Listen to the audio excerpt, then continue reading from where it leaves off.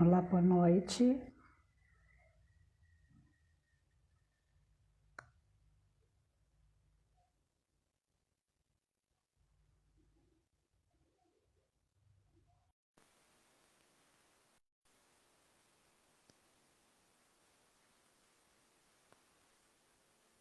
Boa noite.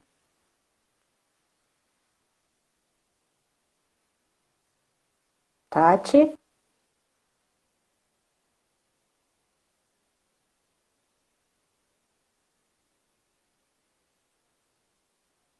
Tati.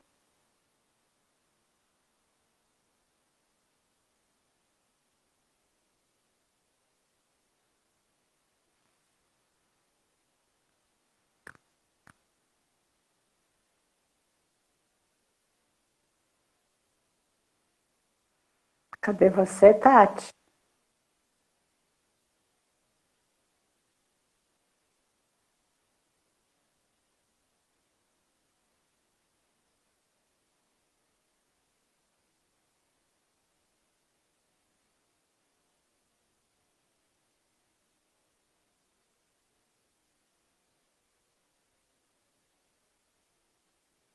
Tati.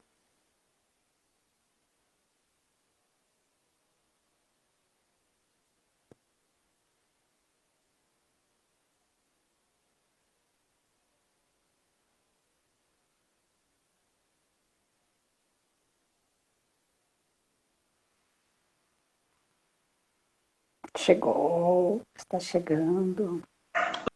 Olá! É que Olá, você precisava aceitar minha solicitação, Geninha. tudo bem, Tati? Tudo em você, meu amor? Tudo, quanto tempo, né? Há quanto tempo? Amei eu não sei qual é o nome desse negócio aí atrás de você. Ah, é um quadro, É um quadro. é um quadro Achei que que fosse uma chama... mandala. É um quadro de mandala, ó. Nossa, gente, olha que linda, Geninha. Maravilhosa. Você está Tudo bem, meu bem? amor? Eu tô, e você? Um pouco nervosa, mas tô bem. Toma uma aguinha, respira fundo, tá bom? Tá Bom, certo. vamos esperar um pouquinho. Vamos sim, as meninas estão chegando, né? É,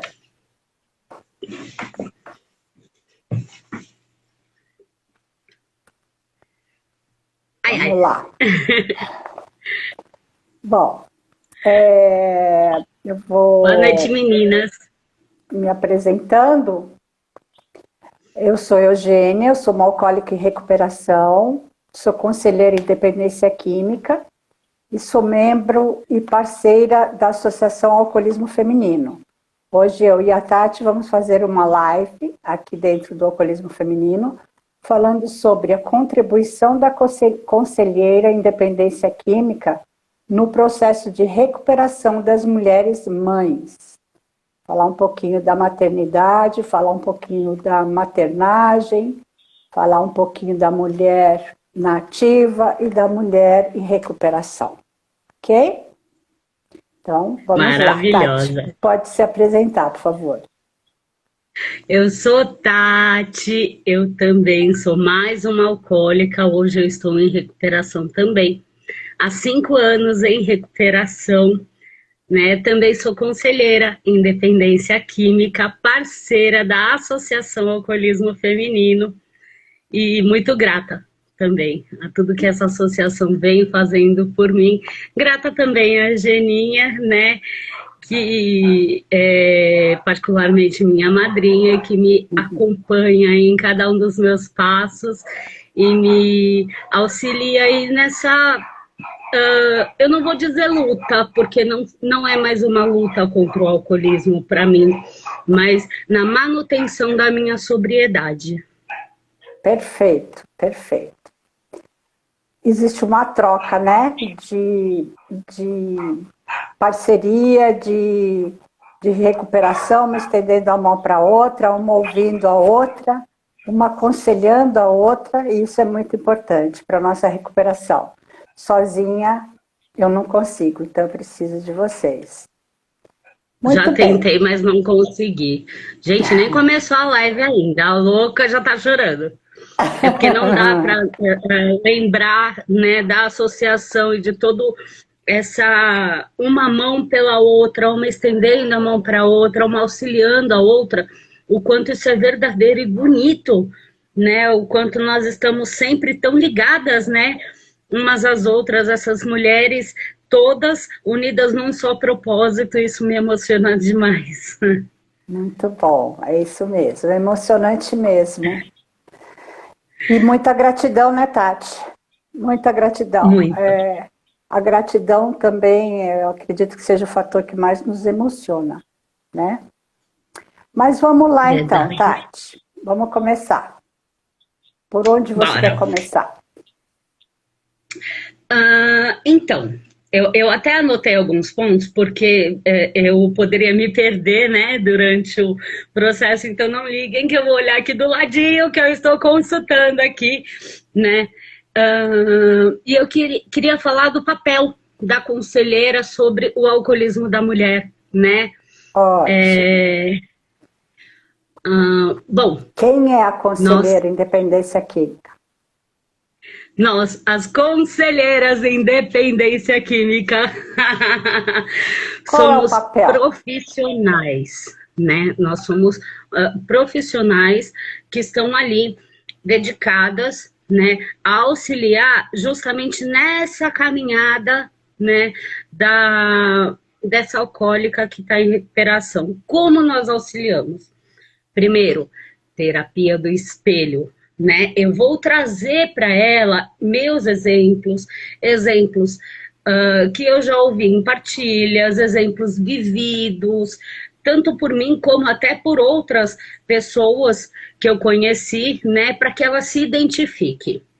Eu também vou trazer para ela informações, tá? São as informações sobre o que é o alcoolismo, como funciona a doença dela, né? Exemplos também de como eu vivi essa ou aquela fase do alcoolismo, porque o alcoolismo ele vem de fases, né?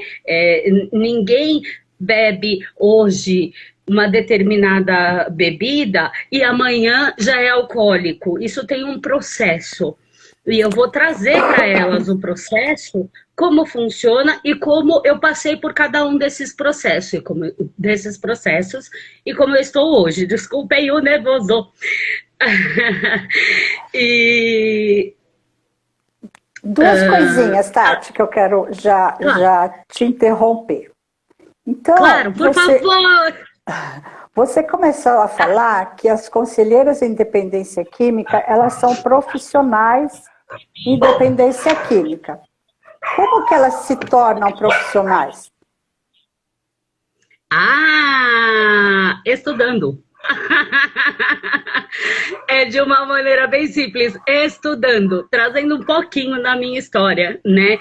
Eu era uma alcoólica em recuperação, né? Então, a partir do momento que, inclusive, foi sugerido dentro da associação, né, que eu estudasse para ser uma conselheira em dependência química, eu fiz cursos, né? Eu fiz um curso específico para que isso me tirasse da simples base de alcoólica em recuperação, não simples, né, mas da base de alcoólica em recuperação para aquele salto de profissional, tá? Mas desde então eu não parei, né? Eu não fiz aquele curso e me tornei conselheira e fim, né? Eu fiz um curso e venho desde então fazendo cursos, lendo livros e me aprimorando. E tem mais surpresas vindo por aí, se o poder superior permitir, que eu vou continuar estudando, mas num nível acima. Perfeito, Tati. Então, o primeiro ponto para se tornar conselheira em dependência química é estar dentro de um curso, né, buscando conhecimento e um certificado para trabalhar. Na né? verdade, o primeiro ponto, perdão, o primeiro ponto é estar em recuperação, né? Sim, Porque apenas quem está nesse processo de recuperação vai poder compreender, né, para entrar na situação de conselheiro em dependência química, entende? Mas sim, primeiro precisa estar em recuperação. sim. Agora, conselheiro em dependência química não é necessariamente uma alcoólica em recuperação. Uma outra pessoa que não tenha, não seja portadora dessa doença, também pode estudar, né? E ter um certificado de aconselhamento em dependência química, correto? Agora você me deixou na dúvida. Correto. Porque se a terapia é do espelho, como é que eu vou falar para ela sobre as minhas experiências vividas? A terapia do espelho, ela só é possível quando nós estamos entre companheiras ou entre iguais. Mas isso não impede, a terapia do espelho, obviamente, não vai existir com uma pessoa que não seja alcoolista. Então, existem outras técnicas também utilizadas para que exista esse aconselhamento em dependência química, né? Que eu vejo que existe Arrasou! que eu vejo que existe uma diferença dos outros profissionais. Por exemplo, profissionais da área de psicologia, né? Eles auxiliam a pessoa a olhar mais para dentro de si e procurar questões importantes sobre a sua vida para ir emocionalmente melhorando dia após dia. A conselheira, ela aconselha.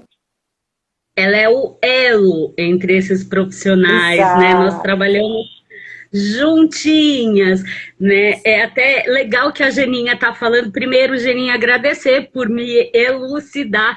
Para mim, eu tinha certeza que tinha que estar em recuperação, para vocês verem como nada aqui é ensaiado. Tudo aqui no AF se faz ao vivo, meus amores. Não, tem que estar em recuperação, sim. Um alcoolista tem que estar em recuperação. Porém, pode ser uma pessoa que não seja alcoolista. Entendeu? Sim, Ele não mas está em que recuperação compreenda porque todo ele. o processo. Exato, que conheça, né? Entendi perfeitamente. E Então, aí, né, sobre essa situação dos outros profissionais, eu achei interessante porque ela também me elucidou, né, que às vezes, o que que acontece, né? Algumas meninas falam assim, ou eu faço o aconselhamento em dependência química, ou eu faço o acompanhamento com a psicóloga. Vocês não precisam escolher, tá? São abordagens diferentes para levarem ao mesmo caminho, que é a sua recuperação. Só são abordagens diferentes porque uma vai trabalhar juntinha com a outra. Inclusive, se for uma profissional parceira do AF, fica até mais fácil que uma auxilia a outra no seu processo de recuperação, porque você seria o nosso foco naquele momento, né, da gente trabalhar. Então a gente se une, tá? Com sempre com abordagens até temáticas diferentes, tá bom? é importante essa troca de visão, né, entre os profissionais para auxiliar melhor aquela pessoa, né? Então, assim, são dois, três, por exemplo, o psiquiatra entra também, e em clínicas a gente tem terapias ocupacionais, temos educação física, temos vários outros profissionais atuando em cima daquele indivíduo, mas aqui, hoje, no AF, nós temos psicólogas e conselheiras. Então, existe uma troca de informação entre nós duas para que a gente consiga atingir melhor o nosso objetivo, correto? Correto, que é trazer essa mulher para recuperação e para uma vida mais saudável e feliz sem o álcool, né? Então, recuperação, conscientização e ressignificação. Perfeito. A Rô perguntou aqui, né, se é necessário ter nível superior ou se nível médio é possível ser conselheira em dependência química. É possível sim. Eu, por enquanto, tenho nível médio, tá? O antigo segundo grau completo, né? Então, por enquanto, eu não tenho nível superior, né? E é possível sim. Perfeito. Então, continuando a sua fala. Esqueci. Desculpa, eu esqueci. Tá, prosseguindo. Eu falei, né, sobre...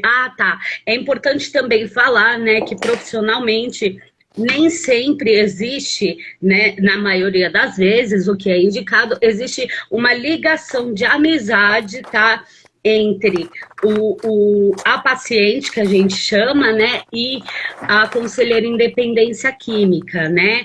Até imagina, meu amor, até para que a gente tenha um foco melhor, né? Não se desvie do foco.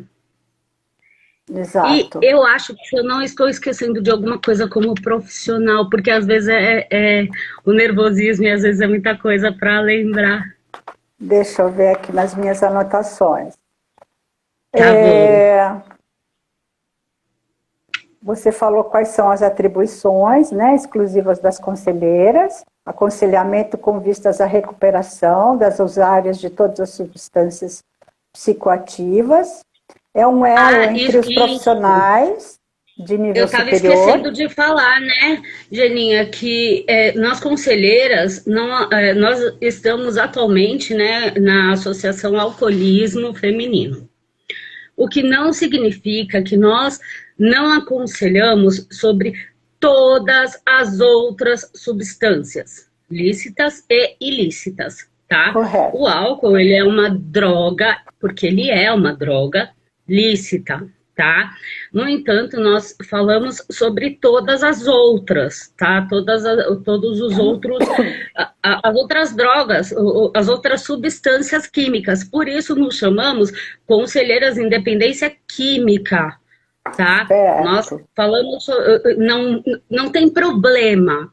Não tenham medo de chegar até nós para dizer assim, olha, mas a minha filha, ela, desculpem, eu vou ter que falar, ela só usou cocaína, só, né? Mas ela era usuária de cocaína, mas não bebia. Tá tudo bem, estamos aqui para isso. Estamos Correto. juntinhas. Correto. E vamos aconselhar da mesma maneira. Exato. Então, outro ponto que você falou é que as conselheiras, elas podem e devem dar sugestões e exemplos sobre histórias de vidas, muitas vezes pessoais, o que diferencia muitas vezes de um profissional, correto? E um outro ponto importante que você falou é que não é comum haver um convívio mais próximo, laços de amizades mais profundas entre essas profissionais e seus parceiros, seus pacientes, correto? Isso. Aí faltou, que aí você vai completar, a questão do trabalho da conselheira na prevenção dessa doença. O trabalho da conselheira na prevenção dessa doença. Olha só, nós ela tem também... uma relevância grande também, né? É verdade, nós também podemos atuar com os familiares, não é verdade, Geninha? A Geninha é um pouco mais especialista, né, na situação de familiares. Eu tô aprendendo muito com ela, né?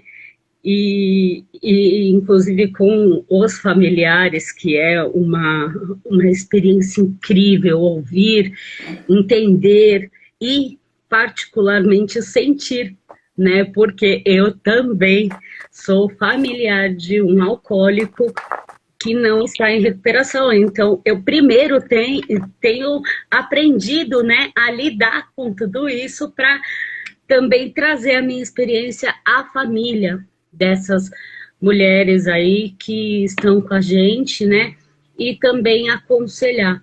Podemos também formar um elo, né? Entre a família e essa alcoólica, né? Para que a família possa enxergar e compreender a doença e compreender que é uma doença, que não é sem vergonhice, né? E a alcoólica compreender o lado da família também, para que um pouquinho mais lá na frente isso possa se tornar uma família menos disfuncional, um pouco mais estável, um pouco mais juntinha. Perfeito, Tati. Então, vamos prosseguindo. Qual é o próximo ponto que você gostaria de nos trazer hoje? Bom, eu não posso deixar de iniciar não que a gente já iniciou, né? Mas essa live é especialmente para se falar em maternidade e maternagem, tá? Antes de falar as diferenças entre elas, eu queria trazer aqui para vocês, tá? A importância desse olhar para a mulher alcoólica grávida. Em situação, eu não sei se se diz situação ou estado de gravidez, eu não sei qual é o correto, né? Existe uma doença chamada síndrome alcoólica fetal, Correto. tá?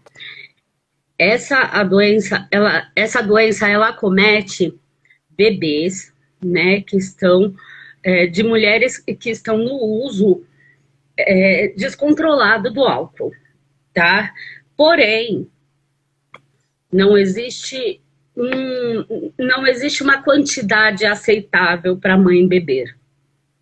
Tá? Não existe, porque é só para mulher que bebe muito. Não. Um copinho pode fazer muito mal para o seu bebê. O que acontece, né? A mãe bebe, e aí aquele líquido amniótico no qual o bebê fica lá dentro, ele se enche de álcool.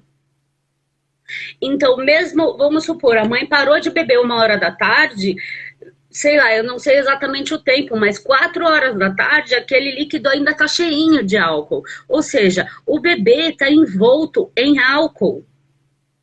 Perfeito. Entende? Então, está sempre o uso do álcool, não existe uma quantidade segura, não existe uma quantia segura. A mãe que está em gestação não pode beber, não pode ir ao primeiro gole.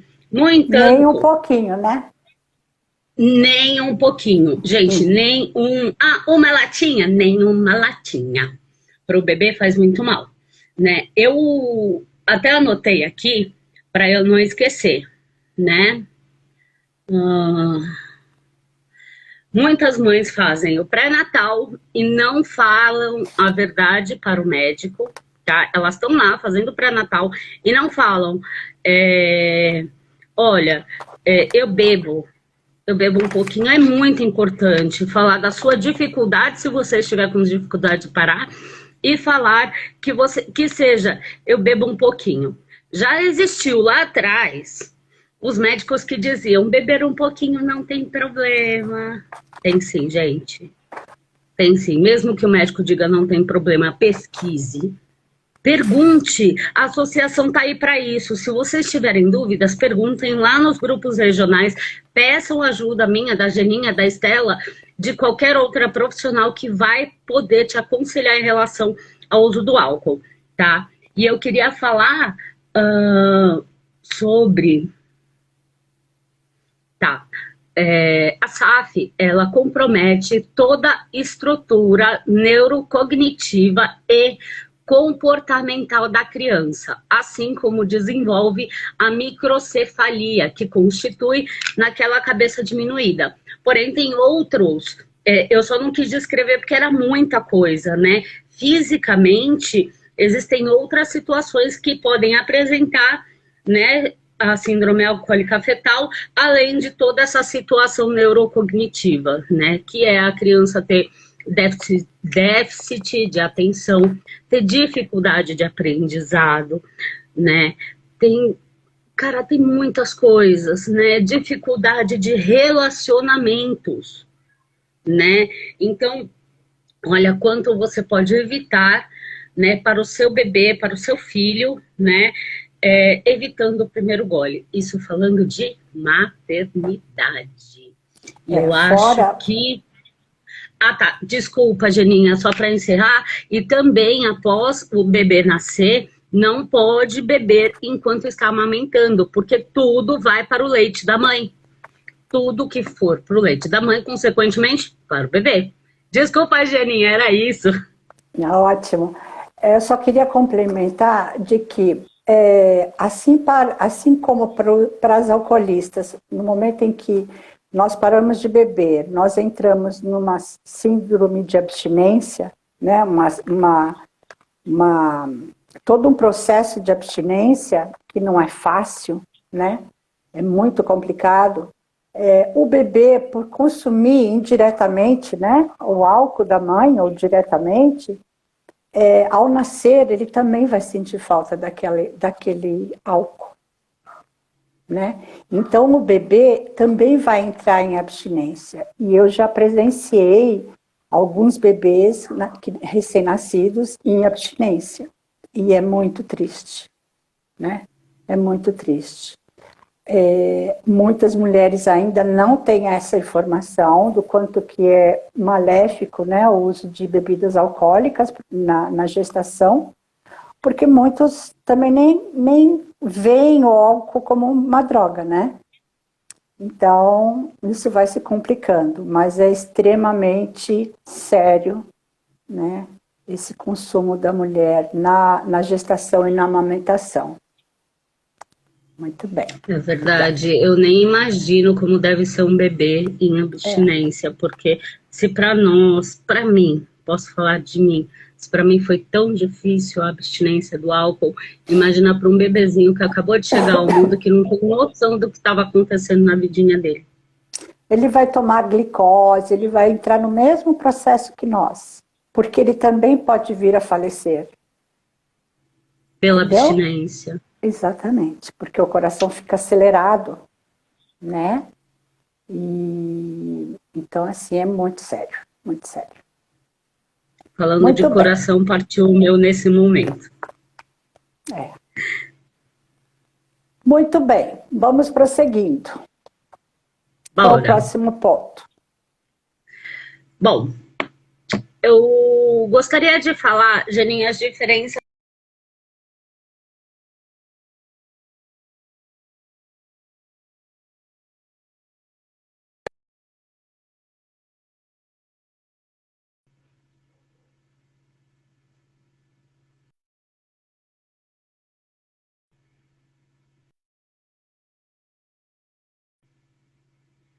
Oi. Oi, Eugênia? Oi. Isso, oi. Deu uma travadinha aqui, voltou. Sim. Então, eu queria falar sobre as diferenças entre maternidade e maternagem. Desculpa. Perfeito.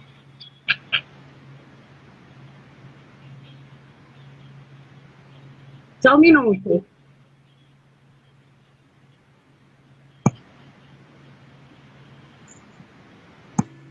Desculpem, gente. É porque como a live é pelo celular, entra a ligação, tudo junto. Foi então, o que aconteceu comigo. O que é maternidade, né? A maternidade é a ligação biológica da mãe com um bebê, né? Da mãe com o filho. A maternidade é a geração da criança dentro do corpo da mulher, né? Então, é essa ligação física e biológica. O que é a maternagem? A maternagem é a ligação em que qualquer pessoa pode ter, além da mãe, né? A maternagem é acolher, a maternagem é trazer para perto de si, né? Por exemplo, eu vou falar do meu exemplo, né? Na situação da maternagem. Eu não fui criada pela minha mãe biológica, né? A minha mãe biológica, ela me pôs no mundo e aos 6 meses ela me deu para minha avó. Então, eu criei um vínculo afetivo com a minha avó. Hoje, eu não tenho mais a minha avó, a quem eu considero como mãe, né? A minha mãe biológica, ela não me criou, ela não me via, então eu não desenvolvi nenhum tipo de vínculo com ela.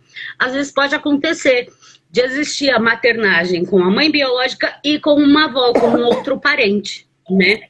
Pode ser também uma irmã mais velha, irmão mais velho, tio, tia, né?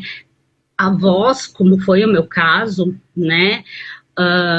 Primos até, né? Mas sempre alguém que seja Babás, responsável por... Oi?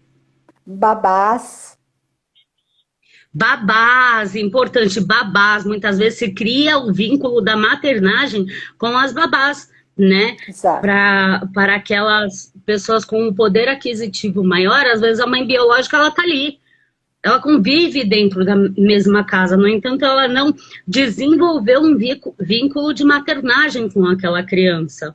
Às vezes acontece até mesmo, né? Por exemplo, a criança vai lá e se machuca, ela não corre para a mãe, ela corre para a babá, Exato. porque o vínculo afetivo que se desenvolveu com essa pessoa foi muito grande, né? E até bem mais extenso, né? Do que não é tão simples, mas dentro de todo o contexto da sociedade, até maior do que o simples vínculo biológico. Para mim, eu digo simples porque, para mim, eu tenho um simples vínculo biológico com a minha mãe, né? E um vínculo mesmo pós-mortem da minha avó continua sendo, ela vai continuar sendo a minha mamãe, entendem?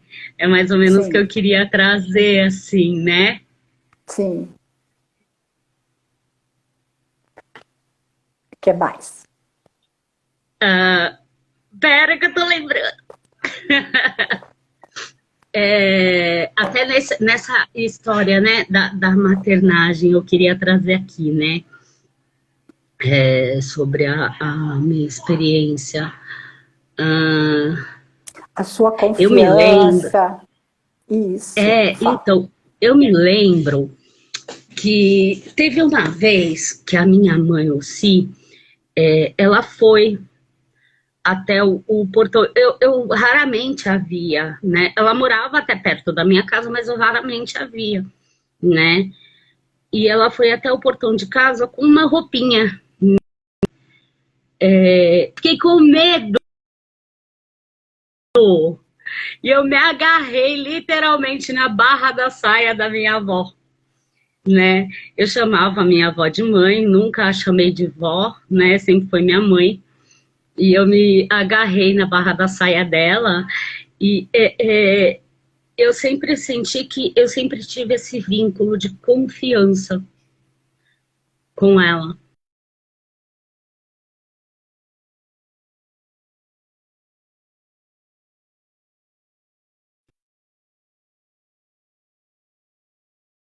Hoje, ixi, travou aqui, eu não sei se travou a Oh, Geninha é ou travou eu. ligação entrando. Ligação entrando. Ah, tá bom.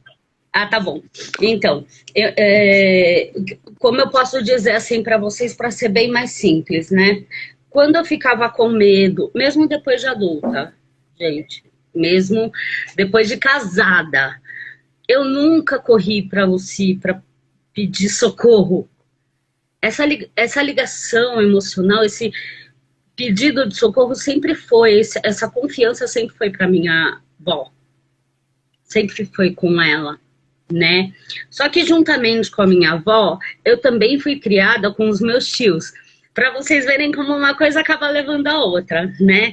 O meu tio mais velho era como se fosse o meu pai, porque o meu pai, mesmo sendo vivo, ele não tinha atitudes de meu pai, ele era como um irmão, eu o tratava como um irmão. E ele era A filho dessa minha sua avó, né? filho da minha avó, Que te criou. a minha tia, até hoje, somos assim, no começo era meio que uma guerra de irmãs, e ela era minha tia, e hoje somos como melhores amigas, assim como as irmãs que cresceram melhores amigas, porém, também tem um vínculo afetivo muito grande com ela, e infelizmente, por consequência, eu não tenho os mesmos vínculos afetivos com os meus outros irmãos, né? Porque a minha mãe, ela teve 12 filhos. Como ela não criou nenhum, cada um foi para um canto eu tenho um vínculo mais próximo com o meu irmão que mora comigo e com o meu outro irmão, Eduardo. Os outros eu tenho um carinho, um amor muito de verdade, mas não existe esse vínculo da criação, entende? Vocês Sim, veem sim, quanta coisa que tem envolvido a maternagem aí, meninas? sim, sim. Vocês veem como é grande a situação da maternagem e vocês veem como, até na minha vida, quantas pessoas aplicaram a maternagem. Porque a minha avó trabalhava em 2 empregos, né? Então, quem tinha que cuidar de mim ou era o meu tio mais velho ou minha tia Márcia, que estava em casa. Eu era a caçulinha, né, a pequena. Então, as ligações da maternagem foram sendo direcionadas para essas outras pessoas também, né? Porque se minha avó não tava, para quem que eu corria para chorar porque eu caí e ralei o joelho? Para tia Márcia. Para quem que eu corria? O tio Maurício não era tanto não, porque ele era o pai bravo, sabe? Mas era trazendo aí os exemplos, né, de maternagem para vocês, de como foi na minha infância. Agora, Geninha, se você me permitisse, eu queria trazer também como foi a minha experiência com a maternagem sendo eu. Perfeito, ótimo. Olha só, deixa eu Maravilha. tomar uma aguinha, porque eu tô com a boca seca, que eu falo demais. Você está com o relógio perto? Tô sim, são 7h36. Tá. Então, você fica de olho no horário que eu tô sem, por favor. Epa, saúde. Engasguei. Ai, aqui é tudo ao vivo, gente, nós até engasga. Ai. Então vamos lá. Eu vou trazer para vocês, poucas pessoas sabem disso, né? Eu acho que teve 1 ou 2 reuniões que eu falei sobre isso, né? Ainda é algo que dói, né? Muito trabalhado em terapia, com certeza a minha terapeuta é a melhor. Vou para a Cláudia Aquino, gente, ela é maravilhosa. E assim, não é não, todas as terapeutas do AF, gente, desculpa, lindas, maravilhosas, amo. Agora vamos ao que é sério. Eu já estava no alcoolismo, né? Amo mais, maravilhosa. Eu já estava no alcoolismo quando o meu... Então, hoje ele é meu ex-marido. Mas vamos falar, tá? Sobre ele na época passada, tá? Então, ele era meu marido, né? O que aconteceu? O filho dele e a nora se separaram. Certo. Iniciou-se o quê? Aquela guerrinha de casalzinho. Não, as crianças têm que ficar com o pai. Não, as crianças têm que ficar com a mãe. Como cada um arrumou um namorado respectivo, né? Eles não queriam ficar com as crianças para fazer pirraça para o outro. Com isso, quem sofriam eram as crianças, né? A irmã das crianças, a irmã mais velha, cuidava deles. Só que ela também começou a namorar. E ela também tinha que estudar e ela não estava aguentando tanta pressão. Eram 3 Certo. crianças. Um de 5, outro de 7, outro de 8. Se não me engano, tá, gente? Eu tenho pouca memoriazinha.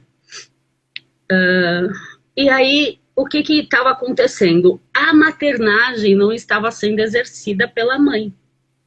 Estava sendo exercida pela irmã, que estava cuidando fisicamente dessas crianças, né? Dando banho, dando comida, brincando, toda a situação que a maternagem envolve. Só que, como essa, que era uma criança, também tinha 15 anos, a menina, 15, 16 anos, também era uma criança. Cuidando de outras crianças, ela não estava dando conta, então era tipo 1h da manhã, essas crianças sem jantar, batendo na casa dos vizinhos em volta e tal, procurando pela mãe. Se iam na casa do pai, o pai falava, vai procurar a sua mãe. E nisso ficava tudo muito perdido. Então, diante de tanta bagunça, um belo dia, nesse dia eu estava bêbada. Um belo dia, essas crianças sempre iam, né, passar o final de semana, tal, com a gente, né? Então, para mim normal, eles vinham passar o final de semana, passava um período de até de uma semana, né? Sempre gostei muito deles. Eu não tive filhos, tá? Para quem não sabe, eu não tenho filhos humanos, eu tenho filhos de patinha, então eu não deixo de exercer a maternagem, tá? Certo. Então, um belo dia me chega Niraldo dentro de casa, com duas crianças, com os dois, né, mais velhos, a menorzinha tinha ficado com o pai, e me chega com um monte de coisa, um monte de sacolas e coberta e não sei o quê. E eu, oxe, veio pra ficar, falou, depois a gente conversa sobre isso. No entanto, né, alguns também sabem que o meu relacionamento não era uma pessoa de me posicionar sobre nada, né? Obviamente, quando eu entendi, quando eu vi o que tinha acontecido, eu não gostei, mas eu não ia falar, cara, eu não falava. Então, eu simplesmente assumi, Você não né? dizia não, né? Não dizer. Eu era doida. Se eu quisesse viver. E aí, acabou que eles ficaram. Fomos ajeitando as coisas, quarto. Eu tentei lavar muitas roupas deles, estavam emboloradas, né? Como eu falei, era uma outra criança que cuidava deles. Uma menina de 15 anos, era criança para mim, né?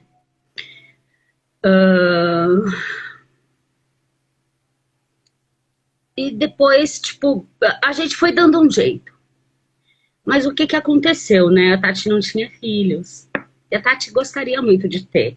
Eu não tive filhos porque quando eu me casei, o Niraldo é operado, né? E eu sabia que essa possibilidade poderia não existir. Só se a gente fizesse alguns procedimentos, né? E então as coisas foram acontecendo, né? Eu fui ficando com essas crianças, eu cuidei delas por cerca de 2 anos e meio, tá?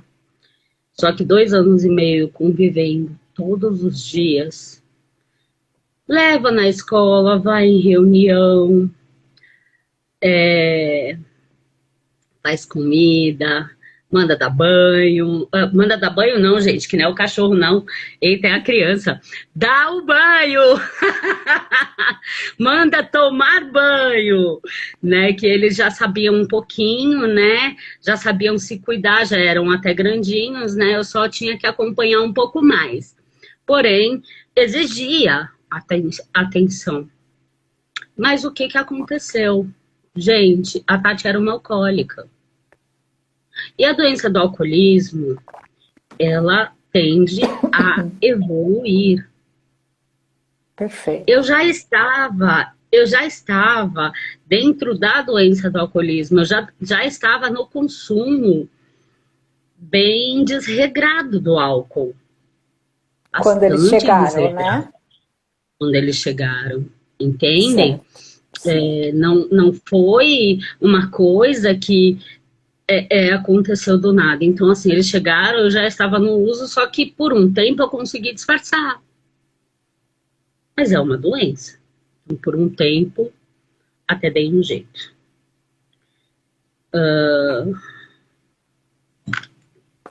É um pouco difícil para mim, mas vamos lá, vamos seguir. A doença evoluiu. Eu comecei a beber mais e mais. Então, eu perdi a consciência. Aí começaram a se inverter os papéis. As crianças cuidarem de mim em determinadas situações. Olhem só, essas crianças vieram para mim para eu exercer a maternagem para elas. E começou a acontecer o oposto, porque as crianças também podem exercer a maternagem para com seus pais. É a troca de papéis que acontece bastante durante o uso do álcool. Então, eu caía, Eu sempre tinha uma desculpa para beber. Eu bebia muito, inclusive bati muito nessas crianças. Sem beber, era tudo normal. Às vezes eu era meio pulso firme demais, chata pra caramba. Eu sei, hoje eu admito. Eu era meio pulso firme demais, queria tudo muito certinho. No entanto, quando eu bebia, mas assim, quando eu não bebia, mesmo sendo pulso firme, a gente brincava, a gente conversava, a gente assistia filmes juntos. Quando eu bebia, eu me tornava a mãe ausente, a que ficava bêbada, caída no sofá, a que ficava bêbada e vomitava, a que ficava bêbada e batia muito neles. Eu bati bastante nas crianças, isso acabou comigo. Depois, quando eu entrei em recuperação, sabem? Porque é muito difícil viver num papel em que, assim, a minha obrigação era cuidar deles, né? Não era a minha obrigação porque você não é mãe, não importa.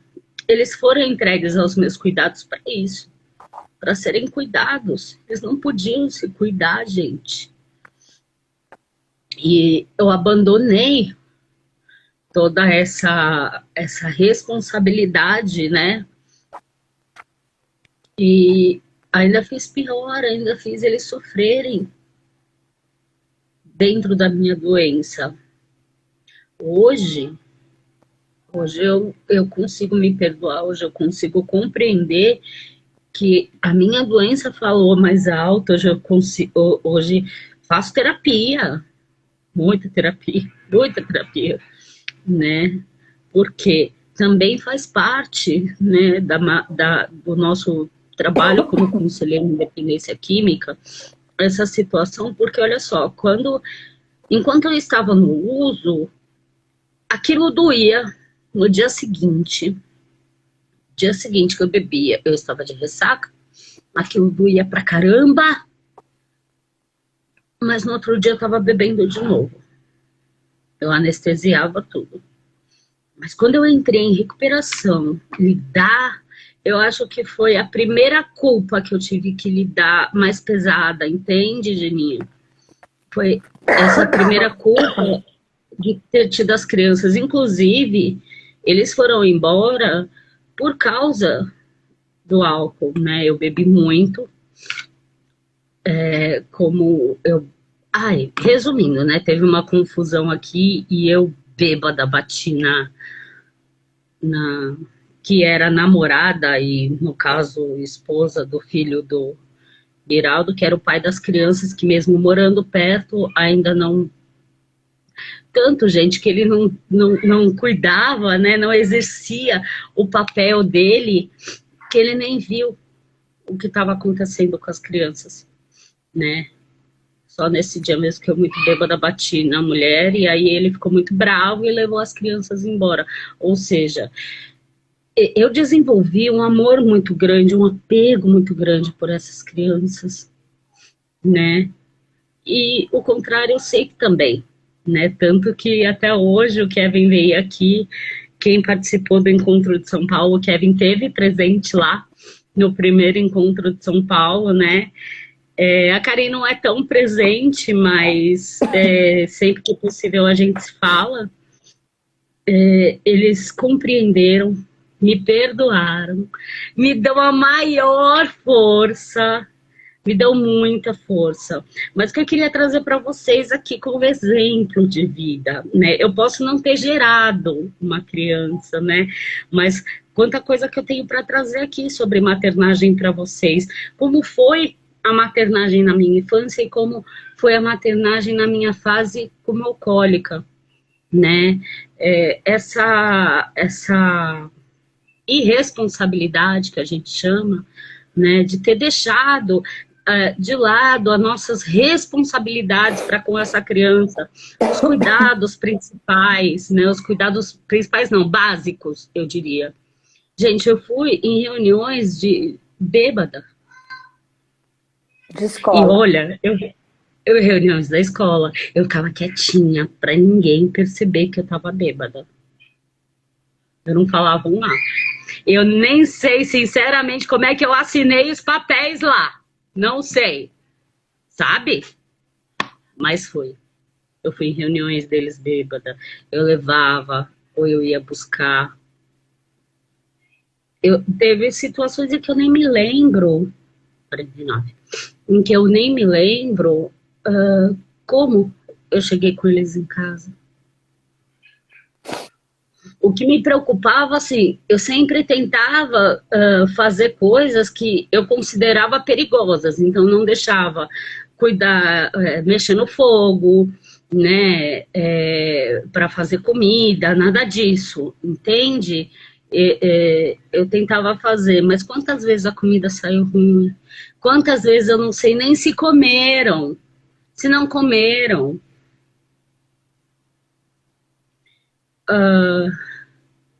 Faz parte da nossa doença.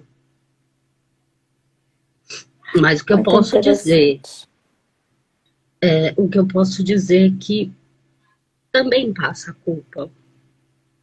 E sabe como ela passa? Compreendendo sobre a doença. E é isso que nós estamos aqui como conselheiras para fazer com vocês. Porque quando se compreende sobre a doença, que é uma doença, você consegue dar seguimento na vida, consegue se perdoar, consegue trabalhar de maneira mais positiva tudo isso, ressignificar. Eu acho que era isso, Geninha. Eu fiquei meio... Emocionada. Então, é interessante porque, veja só, você viveu dos dois lados, né? Você viveu, entre aspas, um abandono da sua mãe biológica, né? Foi acolhida pela família do seu pai, né? Apesar de ele não estar presente como pai, mas tinha sua avó, seus tios, né? Sua tia. E depois, de uma certa altura da sua vida, você teve que exercer esse papel também sem ser mãe biológica. Então você experimentou, digamos assim, os dois lados, né? E você pode ver melhor do que qualquer pessoa de que a diferença entre a mulher que está nativa como mãe ou como exercendo o papel de maternagem, né?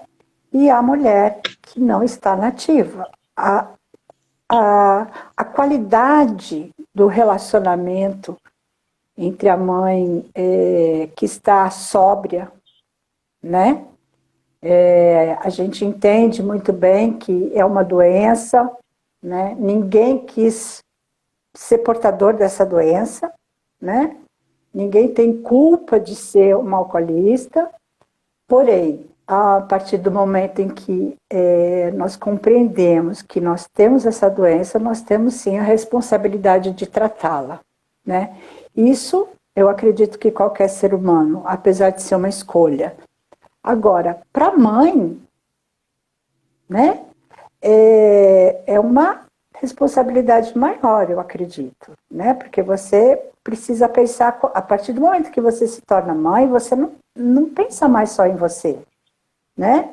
Você acaba pensando nos seus filhos, né? Então, é muito importante, né, nós vermos o seguinte: o que aconteceu enquanto eu, mãe, na minha ativa, é um assunto que ficou para trás. Eu fiz o que eu pude fazer de melhor naquele momento, mesmo dentro da minha doença.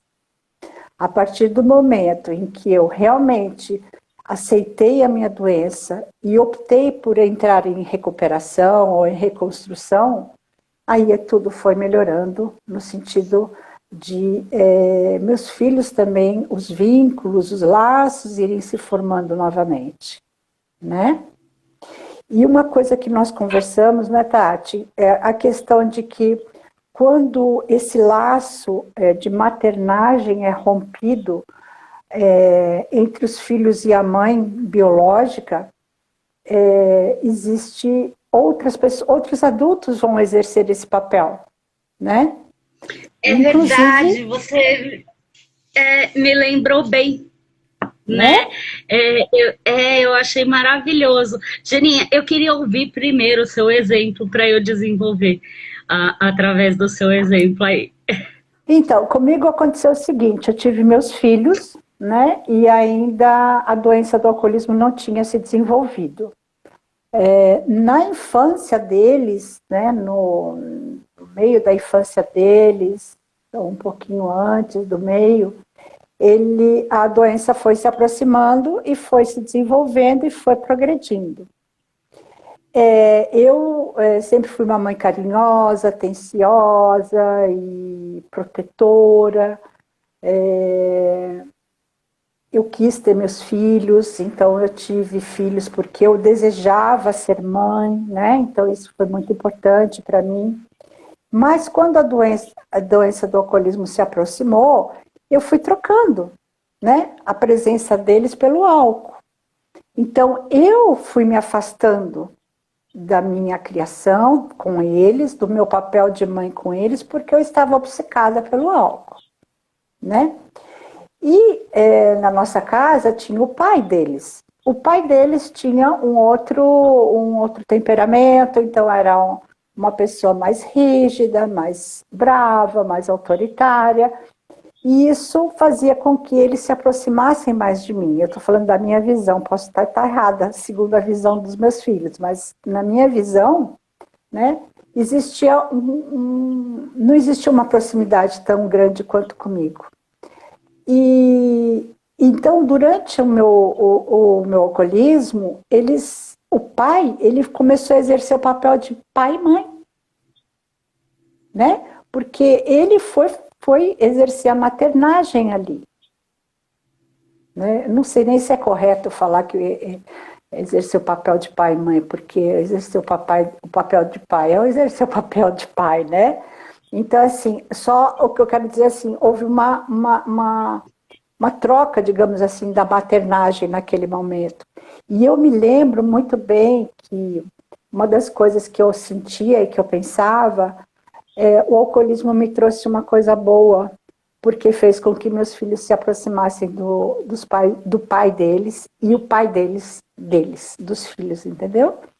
A partir do momento em que eu fui entrando em recuperação. Então, criou-se um vínculo importante naquele momento entre os três, né? Os meus dois filhos e o pai. À medida que eu fui entrando em recuperação e me recuperando, as situações foram voltando, né? Então, é interessante a gente ver esse movimento também que ocorre, né? Aconteceu na minha casa com o pai dos meus filhos, mas poderia ser uma avó, poderia ser um avô. Aliás, os avós dos meus filhos exerceram um papel de maternagem também, apesar de viverem em cidades diferentes, mas exerceram o papel. Então, pode ser um tio, uma tia, né? Então, sai. Não tem como eu exercer um papel de maternagem, apesar de continuar sendo mãe, né? No momento em que eu estou nativa, usando bebida alcoólica, né? Exatamente. Então, era aí que eu queria entrar. Janinha, nós temos mais 2 minutinhos de live. Então, né? Vamos encerrando. Então, eu quero tentar só finalizar justamente sobre isso, né? O alcoolismo feminino, ele é diferente, tá? Não há como negar. Isso falando biologicamente, né? Fisicamente, né? É diferente, o corpo da mulher é diferente do corpo do homem, a tolerância para o álcool da mulher é diferente da tolerância do homem, tá? E em geral, o alcoolismo feminino ele é diferente. A mulher até mesmo para se recuperar, ela precisa, por exemplo, aquela mulher, ela trabalha fora o dia inteiro, aí ela chega em casa, aí ela vai tomar banho, não sei o que, faz a comida, dá banho nos filhos, se arruma para poder ir para a Irmandade de 12 Passos, para poder ir lá para a sala. Ou para entrar, ou ela entra nas reuniões, né? Ela escuta as reuniões enquanto está fazendo janta, enquanto está dando comida para os filhos. Então, a maternidade e a recuperação da mulher é diferente, mas o que eu queria deixar muito claro para vocês, se enquanto vocês estavam na ativa, não foi possível exercer a maternagem, tá tudo bem. Ficou lá para trás. Se acolher também é maternagem, mulheres. Se O autoconhecimento. A maternagem, autoconhecimento. A maternagem, ela começa por vocês. Exato. Pelo exato. autoacolhimento, autoconhecimento, autotransformação. A madrinha falou uma coisa, a Geninha falou uma coisa muito interessante aqui. Muito interessante aqui. A partir do momento que você sabe sobre a sua doença, você tem a responsabilidade. Quando você tem uma responsabilidade de se tratar, de se cuidar, de se modificar, está na sua mão a sua transformação. E é aqui que eu deixo a minha consideração de sempre tem um jeito, nunca acabou, tá? A gente está aqui para segurar na sua mão e para te levar nos caminhos da recuperação. Só confia. Pega na nossa mão e confia. E vamos seguir nos caminhos da recuperação. Quem não for do AF, mas ainda assim quiser entrar em contato, pode entrar em contato pelo meu Instagram, que está aqui abaixo, pode começar a me seguir. Também pode entrar em contato com a Geninha, @eugenianicoterapeuta, maravilhosa, tá? São as profissionais. Tem também @Estela Rabeck, que também é uma conselheira em dependência química, parceira do AF. Mesmo não sendo mulher, nós também atendemos com horário marcado, maravilhoso. Perfeito, Tati. Muito obrigada. Eu gostaria de agradecer a sua presença, a sua live de hoje, a sua explanação belíssima, e agradecer a todos aqui presentes, né? Espero que a gente tenha conseguido dar um bom recado para todas. Né? Espero muito, de verdade. E se tiverem dúvidas ainda, podem mandar lá nos grupos regionais que a gente tira as dúvidas. Um beijo, Geninha. Obrigada por tudo. Obrigada. Associação Alcoolismo Feminino, gratidão sempre. Exato. Obrigada, gente. Até a próxima. Logo, logo vem mais. Tchau. Tchau.